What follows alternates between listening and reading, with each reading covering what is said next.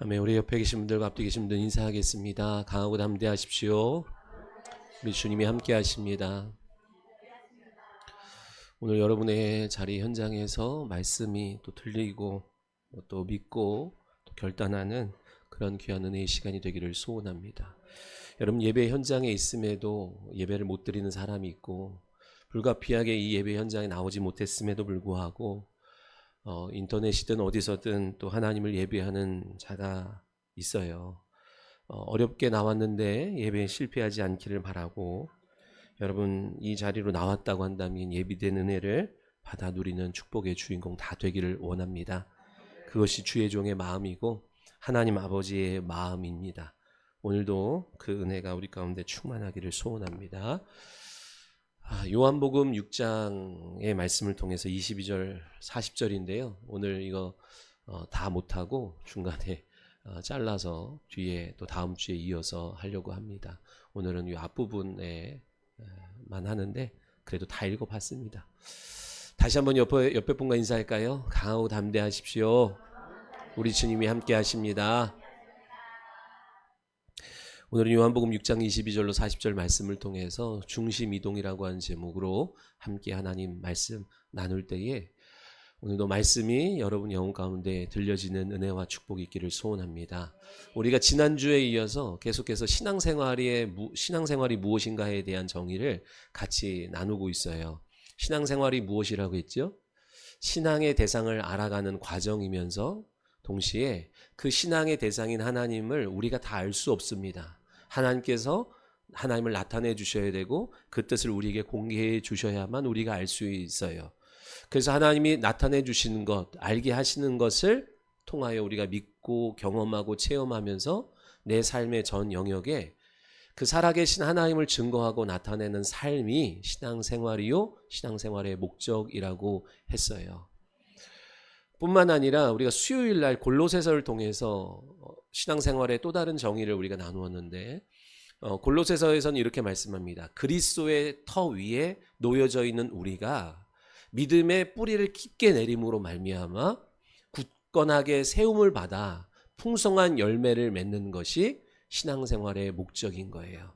우리가 예수를 구주로 영접함으로 하나님께서 우리를 예수 그리스도라고 하는 터 위에 올려놓으셨대요. 어떤 사람은 그 터 위에 올려놓은 채 있다가 바람 불면 날아가 버리는 쭉정이 같은 인생이 있지만 그렇게 되길 원치 않아. 그리고 예수 그리스도의 그 터에서 너희는 사모함으로 뿌리를 내려서 내가 말씀을 붙잡는 것 같지만 어느 순간 말씀이 나를 붙잡아 줌으로 말미암아 견고하게 세움을 받아 그때부터 풍성한 열매의 주인공이 되라. 이것이 골로새서를 통하여 우리에게 주시는 신앙생활의 목적인 거예요. 믿으시면 아멘.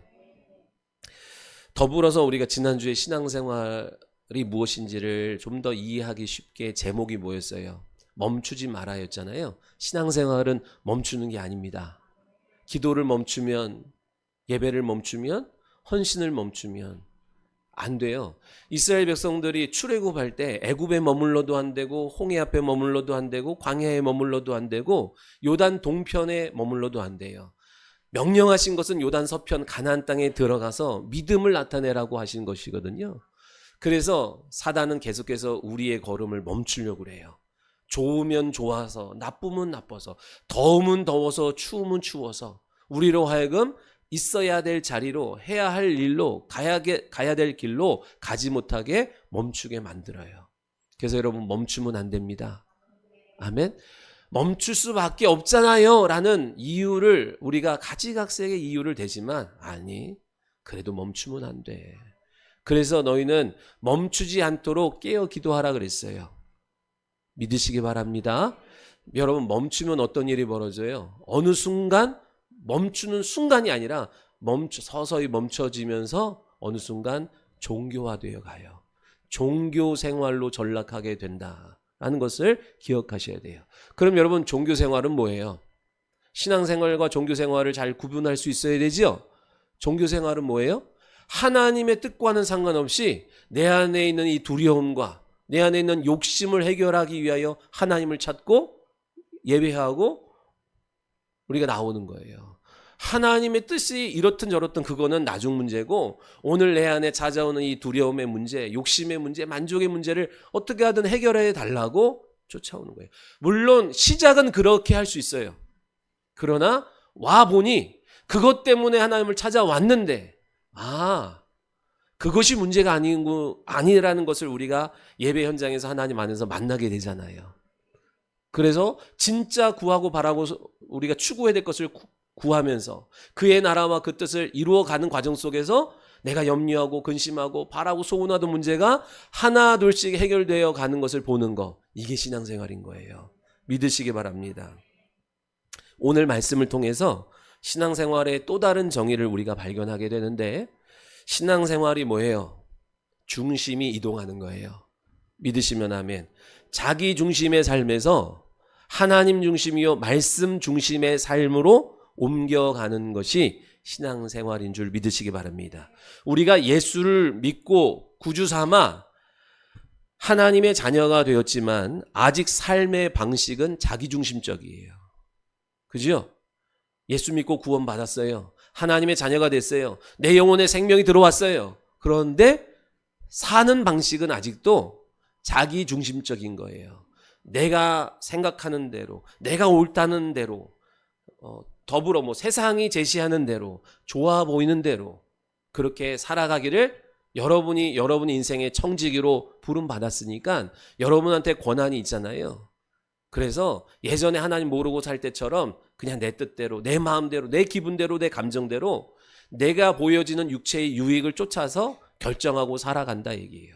그런데 신앙생활은 그렇게 살아가던 내가 말씀을 통하여 하나 둘씩 자기중심적, 자기 형편, 기분을 중심으로 움직이던 내 삶을 말씀 중심으로 한 걸음 한 걸음 점진적으로 옮겨가는 것이 신앙생활의 여정 가운데 나타내는 모습인 줄 믿습니다.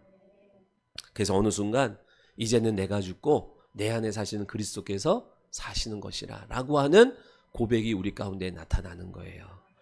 자기 중심에서 말씀 중심의 삶으로 옮겨졌을 때 나오는 고백인 줄 믿으시기 바랍니다. 그렇다면 이제 우리가 한번 생각해 봐야 되는 것은 자기 중심적인 삶에서 말씀 중심의 삶으로 바꾸는 거, 옮겨가는 거, 무엇으로 어떻게 이게 가능한 거예요?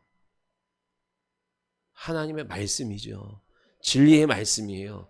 영생의 말씀이 내 영혼 가운데 들리면서 그토록 내가 붙잡고 있고 맞다고 여기던 거, 그 자기중심적인 삶의 태도가 바뀌어가는 거예요.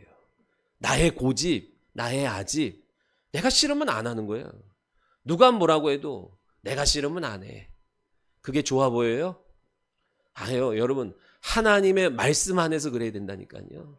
세상이 뭐라 그래도 하나님의 말씀이 그러니 나는 움직이지 않아 라는 모습이 하나님 보시기에 합당하고 칭찬받고 사랑받을 만한 모습이지, 오늘 내 기분이, 내 체면이, 내 마음이 그렇게 여전히 자기중심적으로 하고 싶으면 하고 하기 싫으면 안 하고, 물론 그런 삶에서 출발해서 하나님이 가라 하시면 가고 멈추라면 멈추는 말씀 중심의 삶으로 옮겨가게 하는 것이 제자 훈련이고 양육인 거예요.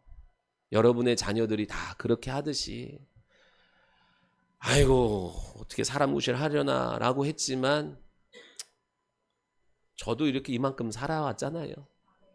우리 부모님이 볼 때 저 사람 될까?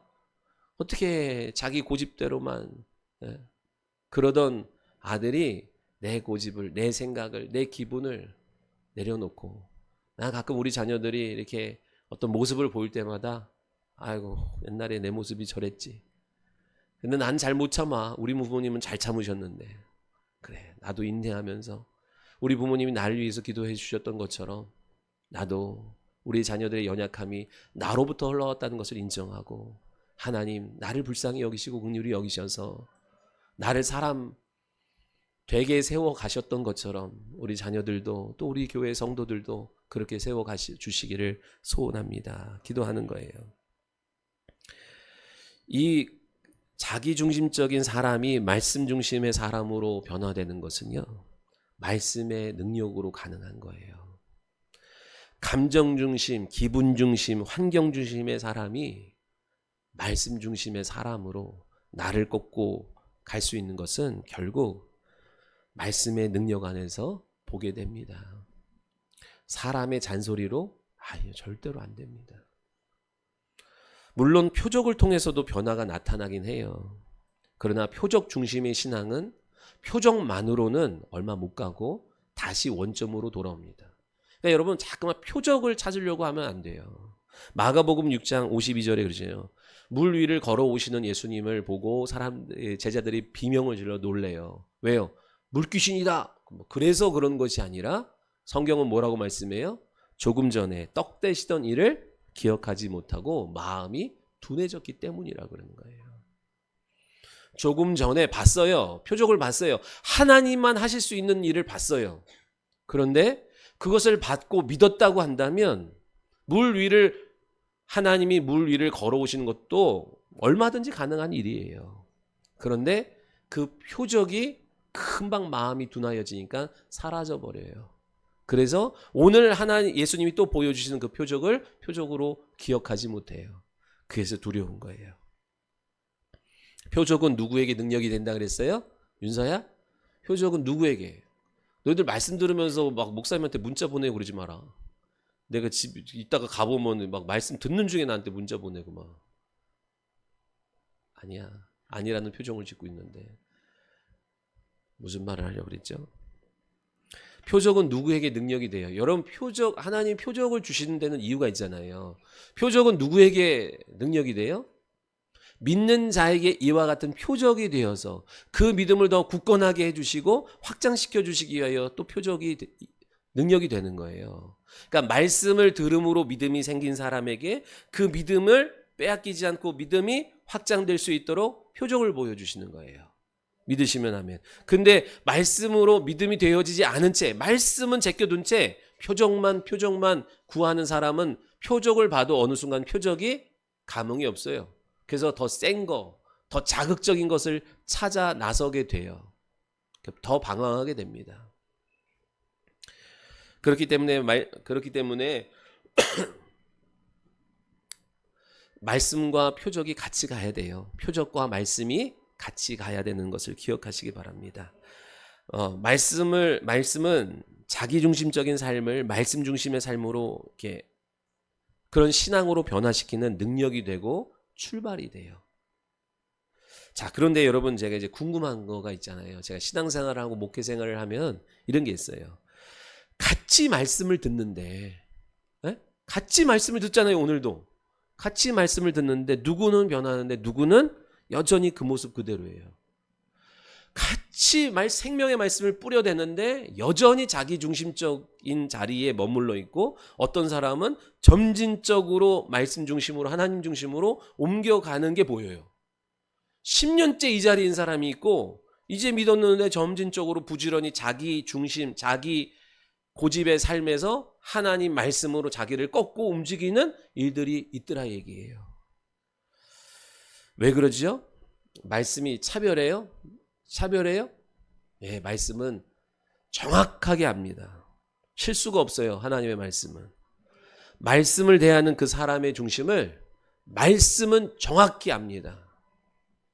여러분 말씀을 어떤 마음과 중심으로 받냐예요. 그 태도에 말씀은 정확하게 임하십니다. 그러니까 여러분 빼도 박도 못해요. 이런 표현 쓰지 말라 그랬는데 하나님 앞에 가서 항변할 수 없어요. 하나님은 인격적이시기 때문에 말씀으로 여러분의 영혼 가운데 찾아갈 때 여러분이 어떤 마음의 태도와 중심으로 그 말씀을 대하는지 정확히 아십니다. 그러니까 내가 아무리 사모해도 아무리 정성껏 해도 여러분의 말씀을 대하는 태도에 따라서 결과가 달라지는 거예요. 사랑하는 성도 여러분, 겸손한 마음으로 말씀을 사모하는 마음으로 말씀이 필요합니다 라는 마음으로 나아갈 때에 그 말씀이 여러분의 영혼 가운데서 새 일을 이루시는 줄 믿으시기 바랍니다. 누가복음 5장에 보니까 베드로에게 평생 갈릴리 바다에서 잔뼈가 굵은 어부의 삶을 살았던 베드로에게 예수님이 찾아오시지요. 찾아오셔서 제가 일련의 과정을 좀 설명해 드릴게요. 예수님이 베드로에게 찾아오셔서 베드로에게 오늘 너 밤새 그물을 내렸는데 한 마리도 못 잡았어요. 짜증을 넘어서 절망적이에요. 이렇게 안 되는 날이 없어요. 정말로 이해할 수 없을 만큼 안 된 이 상황 속에서 주님이 찾아오셨어요. 그리고 너의 배를 내게 좀 빌려줄래? 물어보시는 거예요. 못 잡은 것도 열받아 죽겠고 지금 그물 정리하는 것도 힘든데 아니요 할 수 있었는데 그가 받아들였어요. 제 배를 이용하세요. 그래서 그 배를 타고 베드로는 옆에서 그물을 정리하는데 예수님은 그 배를 타고 바다를 등지고 육지를 향하여 말씀을 듣고자 하는 자들에게 말씀을 선포하십니다. 짜증 섞여서 힘들어서 낙심돼서 절망적인 마음으로 그물을 정리하던 베드로에게 말씀을 듣는 중에 믿음이 생겼어요. 작은 믿음이 들어왔어요. 예수님이 그걸 아셨거든요. 그리고 예수님이 그의 삶에 개입하세요. 베드로야, 저 깊은 곳에 가서 그물을 던져. 어부로서의 자기 생각은요, 거기 물고기 없어요. 그런데 어떤 마음의 태도를 가져요? 그래, 한번 순종해 보고자 하는 마음을 가져요. 뭐 기쁨과 기대와 소망으로 한 게 아니라 그래, 말씀에 한번 순종해 보자라는 마음이 들어서 자기 중심적인 사고와 계획과 생각을 내려놓고 깊은 곳에 그물을 던졌을 때 그물이 찢어질 만큼 많은 물고기를 잡는 표적을 경험하게 됩니다. 그렇게 조금씩 자기 중심에서 말씀 중심으로 옮겨가는 과정이 이제 베드로의 모습이 여러분 계속 나오지요. 요나도 마찬가지죠. 요나는 선지자였어요. 근데 요나가 나름 갖고 있던 민족주의적인 그 가치관이 있어요. 이념이 있었다고요. 저 니느웨이는 멸망당해야 돼, 저것들은. 하나님이 나에게 가서 복음을 전하라 하지만 아니야. 저거들은 한번 우리를 괴롭힌 저들이 얼만큼 괴로움을 당해야지 저희들도 느껴봐야 돼. 그래서 하나님 말씀보다 자기 이념, 자기 사고, 자기 가치관을 앞세워서 니느웨로 안 가고 다시스로 갑니다. 근데 하나님이 그를 포기하지 아니하시고 물고기 뱃속에 넣어 놓으셔요. 물고기 뱃속에 들어갔다는 것은요, 가장 깊은 절망 속에 들어갔다 얘기예요. 여러분, 그런 절망 속에서도요, 자기 고집하다가 인생 끝나는 사람이 있는데 요나는 복이에요. 그때에 뭐를 경험해요? 그때 비로소 인정해요. 내 중심으로 살지 않고 하나님 중심으로 살기를 원합니다. 그때 요나에게 두 번째 말씀이 임합니다. 니느웨로 가라 하는 말씀이 임해요. 그때는 이제 어떻게 해요? 자기 중심적인 태도를 버리고 자기 기분, 자기 감정, 자기 이념 버리고 하나님 말씀에 순종하여 니느웨로 가요. 사도행전 9장에 사울의 회심도 마찬가지거든요. 사울은 하나님의 일을 한다고 확신하면서 열심을 다했어요. 근데 그 열심은 하나님의 뜻이 아니라 자기 열심이었다 얘기예요. 사울에게도 하나님이 간섭하셔서 다메섹 도상에서 강력한 불빛 앞에 그가 꼬꾸라집니다. 절망을 경험합니다. 아무것도 할 수 없는 형편에 놓입니다. 그때 말씀이 임해요. 사울아 사울아 왜 나를 핍박하느냐. 그렇게 자기 중심 자기 열심으로 살던 사울이 말씀 중심으로 옮겨오는 계기가 돼요. 여러분들 보세요. 반대로 표적을 봤는데 말씀을 듣는데도요, 자기 중심적인 신앙을 고집하면서 거기에 계속 머무르다가 멸망당한 사람들이 성경에 많이 나와요. 어떻게 되겠지? 여러분, 어떻게 되겠지? 절대로 어떻게 되겠지에서 되는 일이 없어요. 출애굽 1세대들이요 10가지 재앙을 받았어요. 나는 그 중에 한 가지만 봐도 죽도록 충성할 것 같은데 10가지 재앙을 받고요, 홍해바다가 갈라지는 것을 봤어요. 내 뒤를 쫓아오던 애굽의 군사들이 홍해바다에 수장되는 것도 봤고요, 매일마다 만나와 메추라기로 우리를 먹이시던 하나님의 그 표적을 봤어요. 불기둥과 구름기둥으로 우리를 인도하시는 하나님을 봤어요. 시내산에서 율법으로 하나님의 말씀을 듣고 말씀을 받았어요. 역사적으로 그 누구보다도 가장 압도적으로 하나님의 일하심과 표적을 보았음에도 불구하고 이스라엘 백성들이 어떻게 해요? 기적을 체험할 때는 주여 할렐루야 이러다가 조금만 두려움이 생기고 나에게 어려움이 생기고 부족함이 생기면 언제 그랬냐는 듯이 원망하고 불평하고 해요. 그래서 말씀 중심으로 옮겨지지 못해요. 하나님이 참으시지만 하나님은 억지로 뭐 줄을 틀어서 우리를 그렇게 이끌어 가시는 분이 아닙니다. 축복의 자리는 받을 만한 사람이 받아요. 그렇기 때문에 계속해서 하나님이 우리를 긍휼히 여기시고 도우려고 하지만 여러분 자기 중심적인 신앙생활, 자기 중심적인 자리에서 아직 여전히 거기 있다는 증거가 뭐예요? 지금 내 영적 형편이 영혼의 자리가 자기 중심의 자리에서 옆으로 가야 되는데 아직도 내가 자기 중심적인 신앙생활을 하고 있다는 증거가 뭐예요? 내 입에서 원망이에요. 내 입에서 불평이에요. 내 입에서 짜증이에요. 환경과 형편을 탓하는 거예요.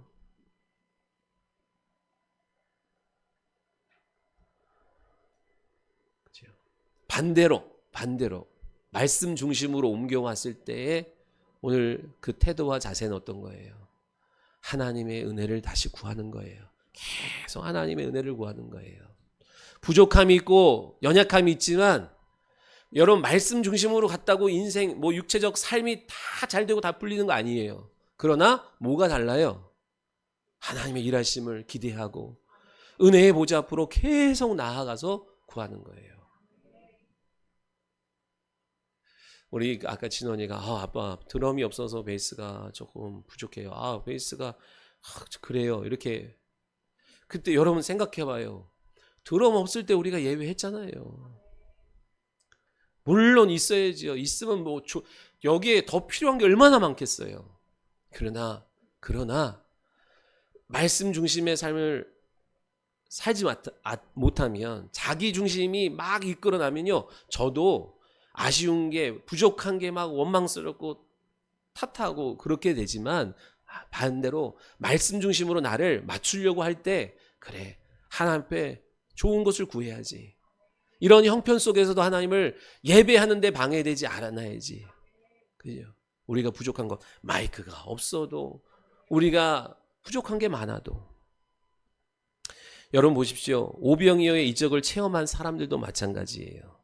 오병이어의 표적을 체험했음에도 불구하고 여전히 자기중심적인 신앙에서 한 발짝도 못 움직였기 때문에 왜 그래요? 26절에 보니까 표적을 본 까닭이 아니라 떡 먹고 배부른 까닭이라. 표적을 본 까닭이 아니다라는 게 뭐예요? 표적을 표적으로 보지 못했다 이 얘기예요. 표적을 통해서 표적을 보여주시는 것은 여러분 뭐 때문에 보여주는 거예요? 신기한 일 봤다 이거 하려고 보여준 게 아니에요. 뭘 보여주려고 하는 거예요? 하나님이 함께하고 있다는 것을 보여주려고 하는 거예요. 그런데 이 표적을 통해서 하나님이 너와 함께하고 계셔라는 것을 보여주려고 나타냈는데 떡만 본 거예요. 떡이 많아지고 물고기가 많아지는 것, 먹고 사는 문제가 해결되는 것만으로 끝났다 얘기예요. 이들의 중심은요, 하나님을 찾는 게 아니에요. 여러분, 오늘 잘 생각해 보셔야 돼요. 오늘 우리가 예배 자리로 나온 것은 하나님을 찾기 위함이에요? 하나님 좀 나오세요. 그래서 내 문제 좀 해결해 주세요. 절에서도 지금 그거 하고 있고요. 저기 어디 산속에서도 다 그거 하고 있어요. 많은 사람들이 하나님을 왜 찾아요? 왜? 지금 당장의 내 회사 일, 직장 일, 육체의 질병 일 좀 해결해 주세요라고 하는 무 때문에 찾아요. 제가 그랬잖아요. 물론 시작은 그렇게 찾을 수 있으나 1년이 지나고 2년 지나고 5년이 지나고 10년이 주님 앞에서 예배함에도 불구하고 내 신앙생활 속에서 내가 말씀 중심으로 옮겨지지 않는다면 여러분 우리 애통해야 하는 거예요. 그들이 왜 안 변해요? 하나님 앞으로 나오면서 하나님 내 영혼의 문제를 해결하실, 내 영혼의 만족을 해결하실, 내 영혼의 필요를 해결하실 그 하나님을 찾으러 나오는 것이 아니라 물주 찾는 거예요. 지금 거기에 창조주 하나님을 그저 먹고 사는 문제 해결자로 찾으니까 시간이 지나도 움직이지 못하는 거예요. 표적을 보면서도 말씀을 들으면서도 자기 중심에서 하나님 중심으로 옮겨지지 않는 이유는 우리가 계속 얘기하는 거예요. 내 본질이 영혼인 것을 몰라요. 자꾸만 망각해. 그러니까 내 본질이 영혼인 것을 모르니까 내게 주어진 이 모든 자원 갖다가 어디에만 다 쓰는 거예요? 썩을 양식을 구하는 데만 쫓아다니는 거예요. 영생하는 양식을 위해서 일하지 못하고 오로지 무엇을 먹을까 무엇을 마실까 하나님의 일은 생각하지 아니하고 사람의 일만 생각하도록 만드는 사단의 꾀임에 우리가 자꾸만 넘어지는 거예요. 그래서 교회는 뭐 하는 거예요? 여러분, 당신은 영적 존재입니다. 당신의 본질은 영혼입니다. 이제 당신에게 주어진 모든 시간과 주어진 기회를 갖고 당신의 영혼을 도모하는 데 사용하셔야 됩니다. 그러면 먹고 사는 건요, 하나님은 여러분을 고아처럼 버려두지 않습니다. 물론 우리가 이 땅에서 주어진 육체적인 삶은 반드시 성실하고 정직하게 열심히 해야 됩니다. 그리고 하나님에 맡겨야 하는 거예요. 그것이 성도의 삶이요 신앙생활이에요. 믿으시기 바랍니다. 그래서 우리가 자기 중심에서 말씀 중심으로 옮겨오지 못하는 이유는 예수 그리스도를 우리가 수요일 날 말씀 나눴잖아요. 골로새서에서 하나님 우리에게 예수를 주셨는데 주로 받지 않아요. 주인으로 받지 않고 도우미 정도로 받는 거예요. 내 문제 해결자로. 해결했으면 잠시 대기. 또 나는 나의 삶을 사는 거예요. 어려워졌어요. 도와주세요. 그때 막 친분을 과시하다가 해결됐으면 이제 또 대기. 내 삶을 즐기는 거예요. 내 영혼의 구원자, 내 영혼의 인도자로 주님을 받지 아니하고 육신을 책임져 주실 분 정도로만 여기기 때문에 그런 거예요. 자, 여러분 22절부터 25절의 내용이 이거예요. 오병이어의 이적을 체험한 사람들이 아직도 그 흥분을 가라앉지 않은 사람들이 아침에 일어나서 예수님을 찾아요. 근데 분명히 어젯밤에 항구에 배가 한 대밖에 없었고 그 배 한 대에다가 제자들을 태워서 건너편으로 가버나움으로 예수님이 보내는 것을 봤어요. 그리고 예수님이 그 배에 타지 않는 것도 봤어요. 그래서 오병이어의 이적을 체험했던 사람들이 벌써 계산이 딱 되죠. 배는 한 대밖에 없었고 그 배에는 제자를 태워서 보내는 것을 봤고 예수님은 이쪽에 머무는 걸 봤어. 근데 예수님을 아무리 찾아도 예수님 발견을 못해. 빨리 찾아서 임금 삼아야 되는데 예수님을 찾을 수가 없어. 도무지 이해가 안 가는 거예요. 배는 없고 제자들은 갔고 지금 수천 명이 된 사람들이 그 시선을 피해서 어디 갈 데가 없는데 찾다 못 찾으니까 어떻게 해요?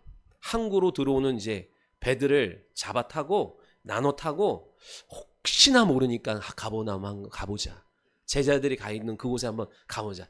에이, 아닐 거야. 근데 도무지 지금 안 계신 건 이해할 수가 없어서 마지못해서 한번 가봤는데 거기 예수님이 계신 거예요.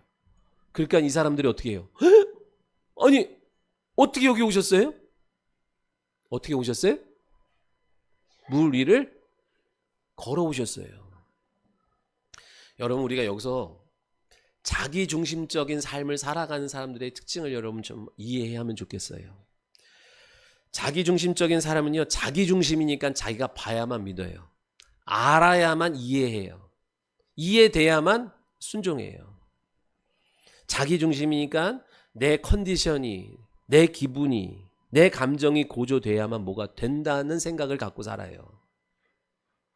이런 사람은요, 자기 상태와는 관계없이 예수 그리스도께서 일하신다는 사실을 못 믿어요. 몰라요. 예수님은 그들이 보든 안 보든 알든 모르든 상관없이 일하십니다.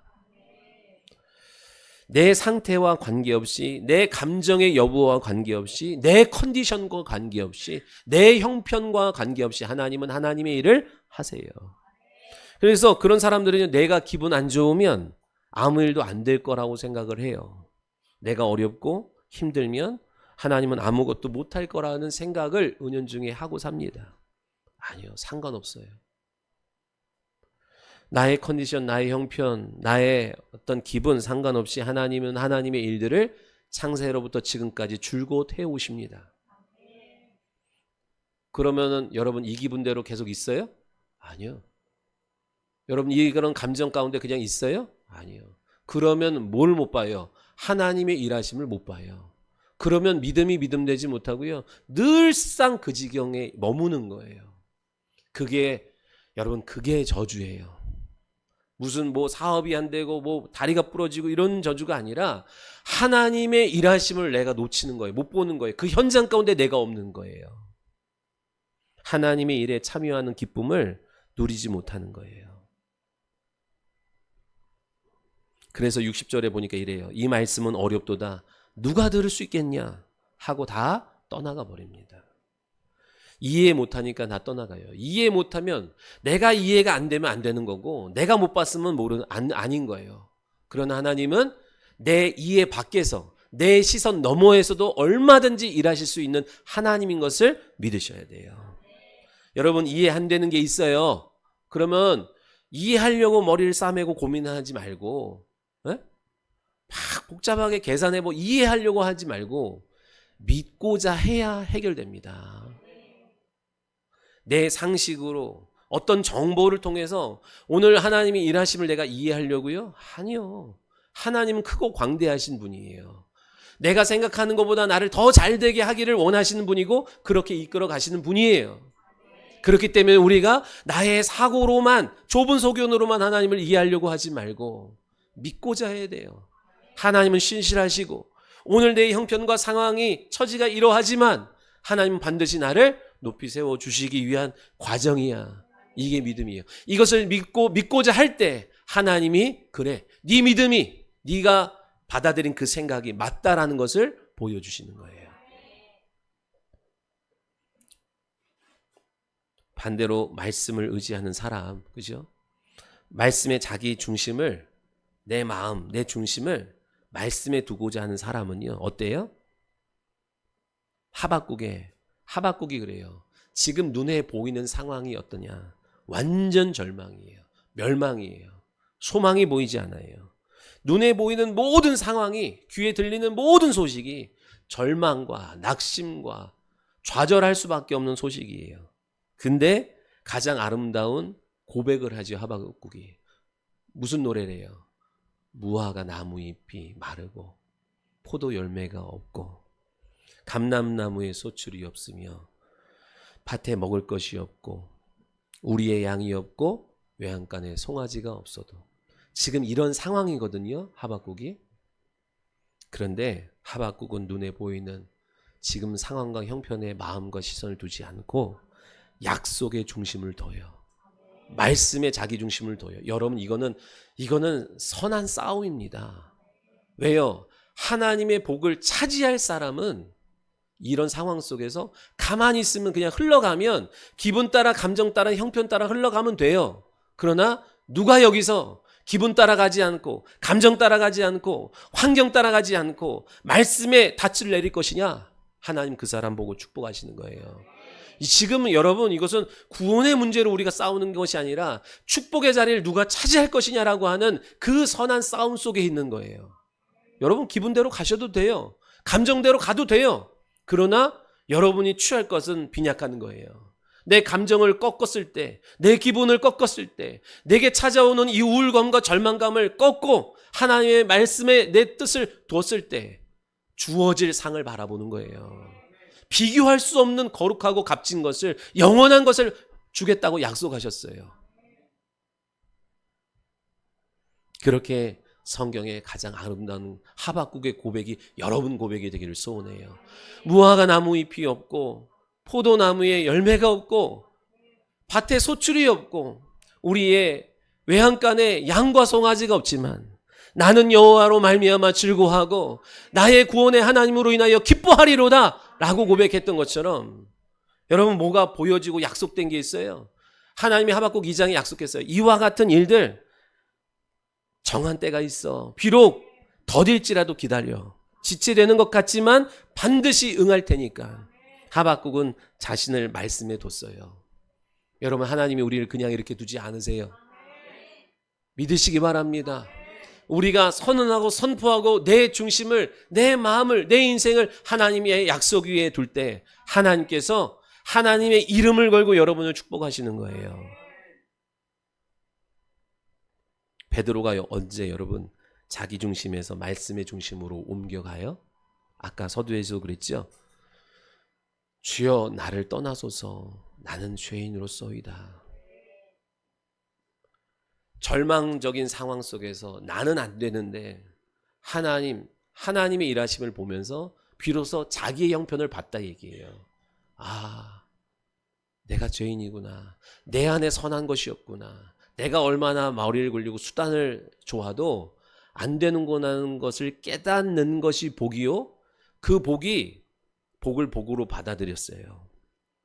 그때 비로소 자기 중심의 삶을 진짜 무엇으로도 이 뿌리 박힌 자기 중심적으로 살던 그 사람의 삶을 조금씩 옮겨오기 시작해요. 그렇게 베드로가 제자 훈련을 하지 않아요. 조금씩 자기 중심에서 말씀 중심으로 옮겨가다가 언제 무너져요? 예수님이 야 진짜 일치월장하고 있는 베드로를 보면서 기뻐하셨어요. 그 믿음을 보면서 베드로야 내가 곧 십자가를 지고 사흘 만에 부활할 거야 얘기했더니 부활이라는 소식은 말씀은 하나도 안 들리고 죽는다는 얘기만 들으니까 절대로 십자가 지는 일은 없을 겁니다. 다시 자기 중심적인 해석을 사고를 이해해요. 그래가지고 또 책망 듣는 거예요.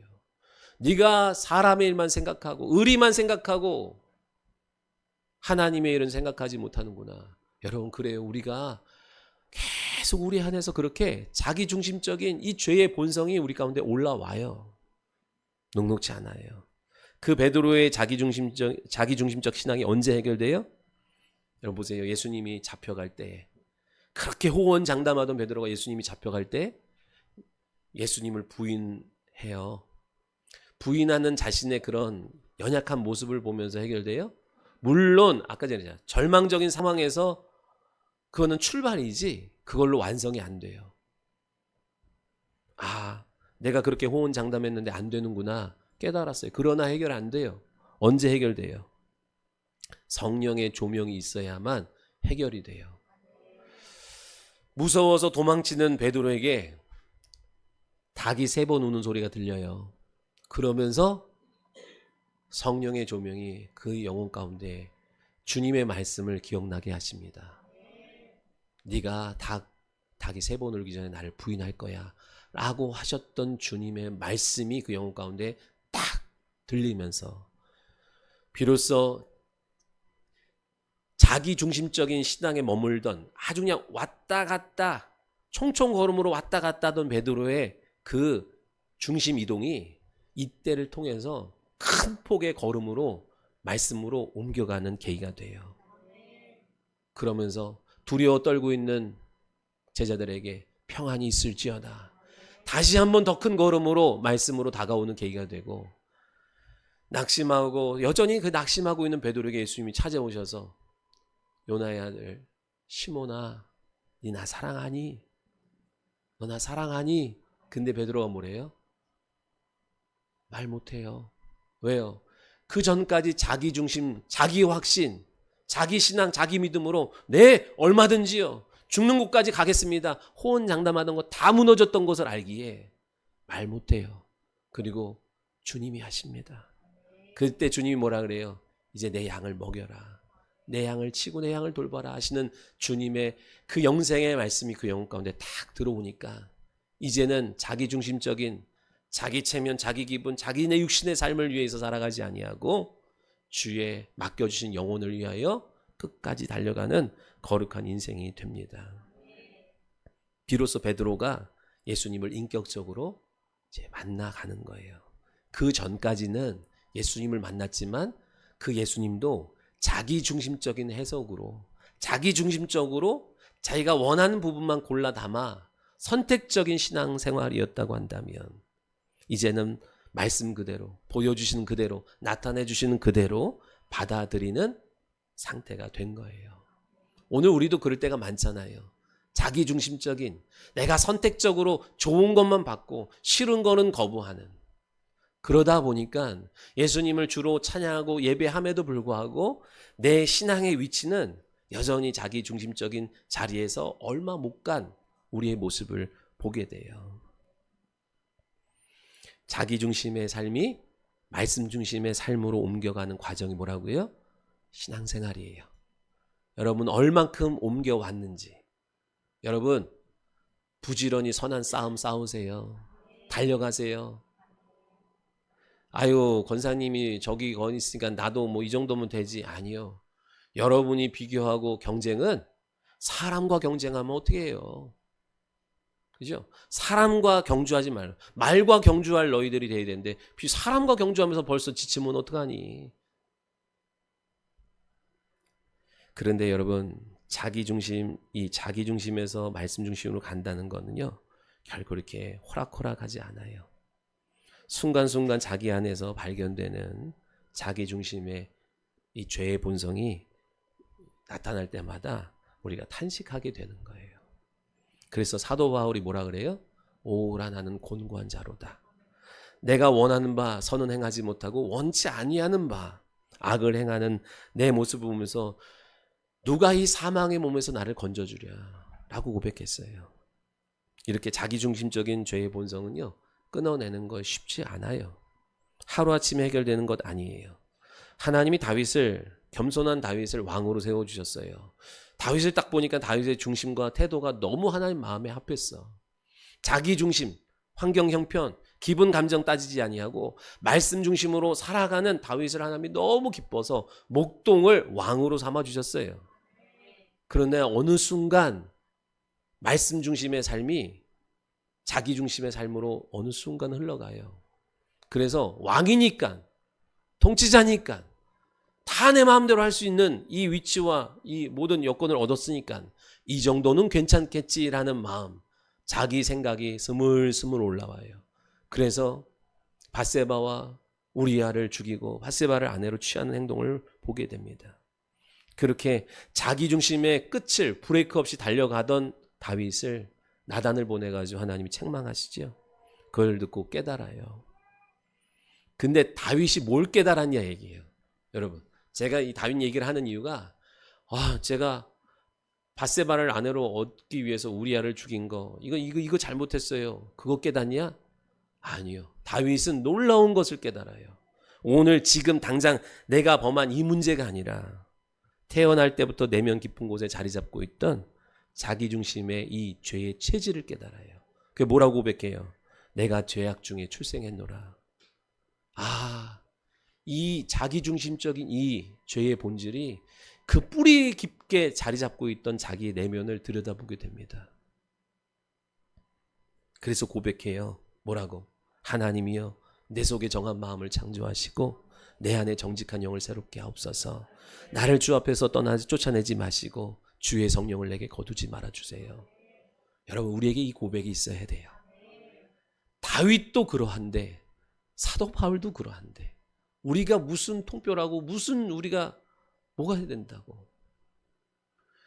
자기 주장 자기 생각 이거 고집하고 이거 앞세우지 말고 우리는 그렇게 뿌리 깊게 자기중심적인 삶을 살아갈 수밖에 없는 연약한 죄인인 것을 보면서 탄식하는 성도가 돼야 돼요. 하나님 한순간도 우리를 붙잡아 주시지 아니하면 다윗도 그런데 나도 얼마든지 내 생각이 옳다고 맞다고 틀리지 않다고 하나님의 생각보다 내 생각을 앞세우기에 다분한 죄인의 본성이 내게 있습니다. 하나님 나를 붙잡아 주세요. 끝날까지 붙잡아 주세요. 내게 성령을 거두지 마시고 한시도 내게 눈을 떼지 마시고 나를 주목하시고 나를 붙잡아 주셔야 됩니다. 중심 이동이 안 되는 내 영혼의 형편을 보셔야 돼요. 그리고 상하고 통회하는 마음으로 여러분 부르짖어야 될 줄 믿습니다. 사랑하는 성도 여러분, 오늘 은혜의 자리에 앉으면서도 왜 나의 삶은 여전히 변하지 않을까? 왜 나는 끊임없이 내 유익만 염려만 붙들고 살까? 괴로운 분이 계십니까? 여러분 그 상태로 살면 여러분도 사람인지라 어떻게 해요? 외식하게 되어 있어요. 그러나 여러분 외식하는 자로 종교인으로 흘러가지 않기를 소원합니다. 사도 바울이 오호라 나는 곤고한 사람이로다 탄식했던 것처럼 다윗이 성령을 거두지 말고 상한 마음을 주님 앞에 들고 나가면서 하나님의 내 속에 정한 마음을 창조하시고 내 속에 새로운 영을 넣어달라고 고백했던 것처럼 여러분 이사야가 이렇게 얘기합니다. 이사야가 화로다 내가 망하게 되었도다. 내가 맞는 줄 알고 내가 정답인 줄 알고 내가 바르게 가는 줄 알았는데 하나님의 말씀을 딱 들이대니까 화로다 내가 망하게 되었도다. 나도 모르는 사이에 내 중심적인 것이 하나님의 말씀보다 우위에 있었던 것을 깨달으면서 망하게 되었도다 말하잖아요. 그렇게 자기 안의 죄성을 보면서 절규하고 내 중심이 조금씩 주께로 말씀으로 옮겨지기를 사모하는 성도 되셔야 합니다. 그렇게 되기를 소원합니다. 우리가 함께 그 길을 걸어가는 과정 속에서 더딘 사람도 있고 빠른 사람도 있지만 다 같이 가야지요. 같이 승리해야지요. 우리 40여 교회가 되는 지방에 많은 목사님들이 있어요. 근데 누가 잘 되면 누가 배 아파하고 근데 정말로 그럴 것 같아요. 우리에게 복음이 진리가 없으면 누가 잘 되는 꼴 그거 보는 거 쉽지 않습니다. 정말로요. 근데 하나님의 진리의 말씀과 약속이 내 안에 있으니까 저에게 어떤 마음이 있냐면 잘 된 사람을 축복하게 되고 안 되는 사람을 긍휼히 여기며 다 잘 되기를 원하는 마음이 있어요. 그래서 어떻게든 도와주고 싶은 마음이 진짜 내 코도 석잔데 아니요. 하나님이 우리 교회를 하나님의 방법대로 복 주실 줄 믿습니다. 오늘 오후에 한 교회 개척해요. 거기도 우리가 헌금 갖고 가서 축복하거든요. 다 자기 형편대로 안 하는데 우리 이제 결단했어요. 내가 알든 모르든 우리 지방에 교회가 개척해 갈 때마다 얼만큼 이상 또 여러분이 드려진 성경을 갖고 가서 축복하려고 해요. 다 잘 되길 원해요. 그런 마음이 우리에게 있어야 될 줄 믿습니다. 여러분 다 잘 되세요. 먼저 앞서가는 사람을 보면 축복해주고 나도 따라갑니다. 나도 그에 걸맞는 믿음을 나타냅니다. 라는 소원이 있어야 되고 안 되는 사람을 바라보면서 함께 아파하고 애통해야 하는 마음이 우리 가운데 있어야 여러분 여기가 하나님의 나라요 천국이 될 줄 믿습니다. 진짜 영적인 변화는요 바로 이 괴로움에서 나타나는 거예요. 도전과 탄식 속에서 나타나는 거예요. 이 영적인 아픔과 애통함이 있어야 비로소 내 힘을 빼고 주님 나는 안 됩니다. 오직 말씀으로 나를 통치하시고 다스려 주셔야만 됩니다. 오늘 우리 은혜의 보좌로 나온 성도들 하나님 힘 주셔야만 됩니다.